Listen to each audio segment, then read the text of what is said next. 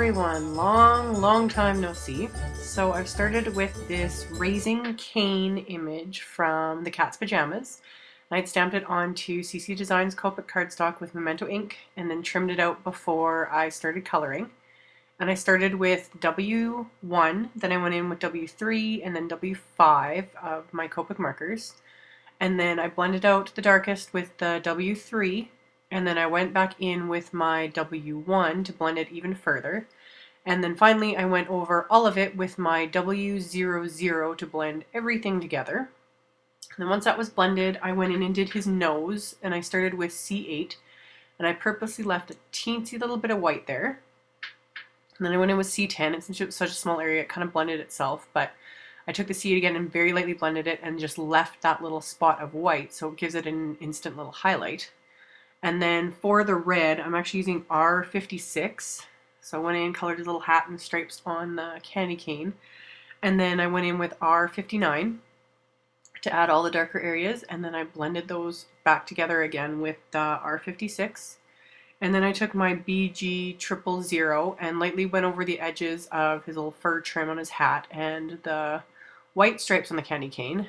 That was just an easy way to push out any color that seeped over the lines, and then it also just makes it appear more white. So got that done, and then I did the little bow, and I just did it with B97, and then I went in with B99. And again, it kind of almost blended itself, so it was just quick and easy, and then I went back in with the B97 just to completely blend it all together. And that finished off the little guy.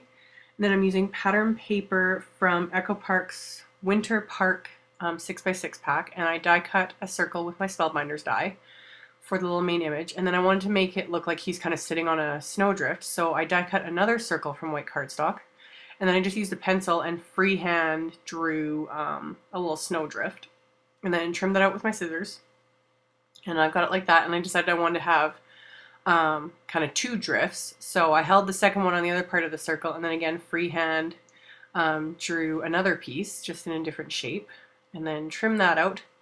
And once I've got that trimmed out, I just use the eraser on the pencil to erase any pencil lines so that you can't see them. So got all that, and then I'm just going to adhere that to the circle with my Tombow Mono Multi. So it's super simple. Get those adhered into place.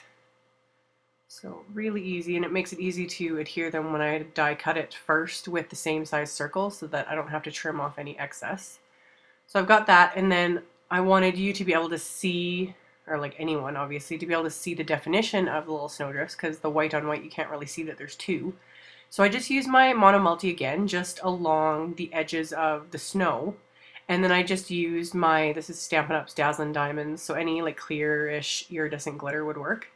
And just pour that over. You could use stickles for this. It would just take forever to dry, and obviously I wanted to just get this card made. So doing it this way, it just made it go a lot faster. So I trimmed some more pattern papers from the same Winter Park pack for my card front. So once I had those adhered, I had this piece of seam binding ribbon, the AmyR's seam binding ribbon, and it's just a tad darker than the red in all the pattern paper, so it kind of worked perfectly. So tied that in a bow, and then adhered the main image circle there onto the card front. Just kind of had to fiddle and get the bow moved over a bit since it's such a large circle. But yeah, got that adhered down, and then for the little bunny, I wanted him popped up from everything else, so I just grabbed a ton of dimensionals and popped those onto it, and then those little pieces on the edge were perfect for his little legs.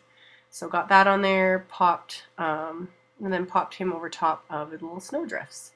So got that done, and then I had a scrap left over from die cutting the circle, so I just flipped it over to the red side and then inked up the sentiment that also comes in that Raising Cane set. Stamped it with VersaFine Onyx Black and then punched it out with a circle punch. And then I grabbed, this is one of my old Marvy snowflake punches. They still make these. They're just hard to find in online stores. But this is the smallest one, I think. I don't know if they make them any smaller than that. But anyway, just using the scraps of pattern paper, I punched out a couple of snowflakes and then just used the Mono Multi again to adhere them to the card front. And then the sentiment, I just used one of my large dimensionals because it fit on the back perfectly. So pop that on there. got the backing off of it, and then popped that onto the card front, and that finished it off completely. So once that's done, flip it over, put some tape on the back of the ribbon so that my ATG can glide over that. So just like so, and then I'm going to mat that with some red cardstock. This is actually really old, Stampin' Up! The Cranberry, was it Cranberry Kiss? I forget what it was called, but I still had a bit left, and again, it was like the perfect shade of red for this card. That's why I don't get rid of any of the old stuff. So did that, and then mounted that onto the card base itself. So yeah, the card front is done, and then on the inside of the card, I just used the opposite pieces left over from cutting the pieces for the outside of the card. It's kind of followed the same layout, just like so. Got that adhered, and then I die cut another white circle for a spot to write a message, and then I still had a little bit left over from that scrap of cardstock, and this other sentiment fit perfectly on there, so I just again inked it up with the VersaFine ink, stamped it along the bottom of that scrap, and then trimmed that down. And once I had it trimmed, I adhered that to the inside, just like so, and then again punched out a couple more snowflakes with that same punch, and then adhered those to the circle, and that's all there was to it.